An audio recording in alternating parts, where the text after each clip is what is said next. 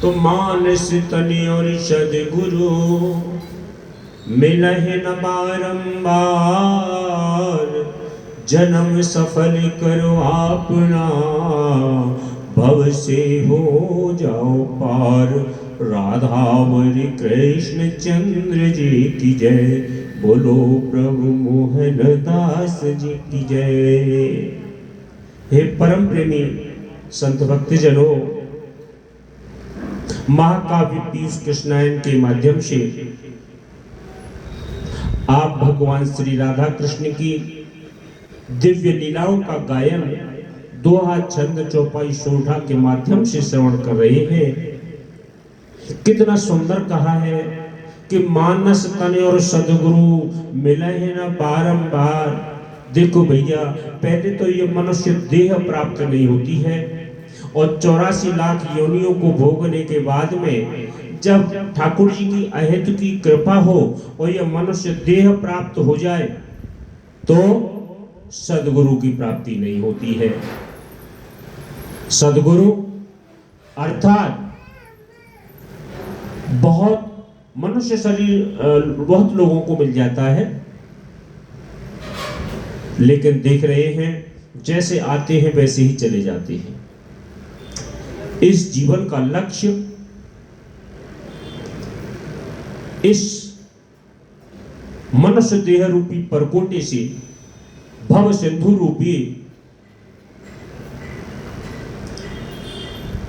इस बगीचा में से निकलना है। अर्थात यह जीवात्मा परमपिता परमात्मा से जब से अलग हुई है, उस आनंद की खोज करती हुई परमपिता परमात्मा के आनंद में विलीन होना चाहती है। लेकिन ये संसार के सुखों में, संसार के विषयों में यह सुख खोजना चाहती है, वह इसको मिलता नहीं है। क्योंकि संसार के जो विषय हैं इनमें सुख नहीं है, इसमें आनंद नहीं है। केवल मन की भ्रांति है कि विषय सुख में आनंद मिल जाता है। यह हमारी सबसे बड़ी मूर्खता है कि ऐसा हम विचार कर लेते हैं। यह मनुष्य शरीर जो प्राप्त हुआ है, यानी आवागमन से मुक्त होने के लिए मिला है, यही इसका एकमात्र उद्देश्य है। क्योंकि एक पथिक गर्मी के समय में जा रहा था, अकुलाहट थी, रास्ते में उसको एक सुंदर बगीचा नजर पड़ा, प्यास लगी थी, उसमें प्रवेश कर गया। उस बगीचे में जाते ही प्यास लगी थी, उसने ठंडा जल पिया। ठंडा जल पीने से अंधा हो गया। अर्थात उसने जैसे ही भूख लगी थी, फल खाने की चेष्टा की और फलों को खाने लगा तो अंधा भी हो गया। अब वहां से निकलना चाह रहा है, लेकिन कैसे दुर्भाग्य की बात है, वो निकल नहीं पा रहा है। अब एक उस बगीचे का परकोटा है, उसने विचार किया कि मैं परकोटे से हाथ लगा करके और दरवाजा जैसे ही आएगा मैं निकल जाऊंगा। हाथ लगा करके चलता है, जैसे ही वह दरवाजा उसको मिलता है, दोनों हाथों से खुजली जो शरीर में लगी हुई है खुजाने लग जाता है। फिर वह दरवाजा निकाल जाता है और ऐसे ही चक्कर वो काट रहा है।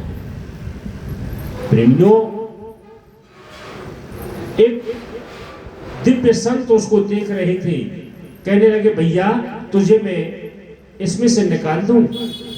उन्होंने हाथ पकड़ करके उसमें से निकाल दिया और वह पथिक अपने गंतव्य स्थान के लिए चला गया। अर्थात मेरा जो कहने का अभिप्राय है वो यही है, ये संसार रूपी बगीचा है जिसके राजा भगवान श्याम सुंदर है। यह जीवात्मा इसमें विषय रूपी पानी पीता है और फलों को खाता है, जिससे अंधा हो जाता है, खुजली लग जाती है। 84 लाख योनियों का परकोटा है, हाथ लगा करके चल रहा है। एक ही दरवाजा है कि मनुष्य देह का, इस मनुष्य रूप देह के दरवाजा यानी विषयों की खुजली लग जाती है जैसे ही इसको मनुष्य शरीर प्राप्त होता है। यह फिर उसी 84 के चक्कर में भ्रमण करता रहता है, नहीं भूल पाता है। लेकिन जिसको भैया सदगुरु की प्राप्ति हो जाती है, सच्चे संत मिल जाते हैं, बोले भैया अपनी कृपा करके, अहद की कृपा से, यानी ऐसे जीवात्मा को यानी थोड़े से प्रयास के द्वारा इस भव सिंधु से पार करा देते हैं और उसके गंतव्य स्थल के लिए रवाना कर देते हैं। तो भैया पहले मनुष्य देह प्राप्त नहीं हो रही, अगर ये मनुष्य देह प्राप्त हो गई है तो सदगुरु की प्राप्ति नहीं होती है। देवता भी जिसके लिए तरसते हैं कि भारत भूमि में हमको जन्म मिल जाए, और भारत भूमि में जन्म मिल जाए, उससे भी ज्यादा श्रेष्ठ और भाग्यशाली वो है जिनको हमारे इस ब्रजमंडल में वास मिल जाए, श्री धाम वृंदावन में वास मिल जाए, उससे ज्यादा बड़भागी कोई नहीं है। वो तरसते हैं इसके लिए। तो भैया और इसके साथ साथ यदि सदगुरु की प्राप्ति भी हो जाए तो श्री महाराज जी कह रहे, बोले भैया ये बार बार अवसर प्राप्त नहीं होता है, यानी इस भव सिंधु को पार करते हुए अपने जीवन को सफल बना लेना चाहिए, क्योंकि मनुष्य शरीर प्राप्त मिल रहा है ना कि पाकर जन्म इंसान का कृष्ण भजन जग में सार है, सुमिरण करो श्री कृष्ण का भव से तेरे में पार है। धन माल संपत्ति है सभी पर, काम कुछ नहीं आएंगे, आए मुट्ठी बांध कर तुम हाथ खाली जाएंगे, इसलिए सब छोड़ कर तुम सुख और सारे काम को, क्यों न मोहन दास अब तो याद कर श्री घनश्याम को। भगवान श्री कृष्ण का नाम लेना ही सार है। भव सिंधु से पार होना है तो नाम ले लीजिए। धन माल संपत्ति तो यानी हर बार मिल जाती है, और जब जीव जाता है तो खाली हाथ जाता है, मुट्ठी बांध कर आता है और खाली हाथ जाता है। इसलिए भैया संसार के सारे विषय सुखों को छोड़ करके संत श्री मोहनदास जी महाराज कह रहे हैं, भगवान श्याम सुंदर की शरण में चला जा, उनको भज ले, सदगुरु का कहना मान ले, तो भव सिंधु से पार हो जाएगा।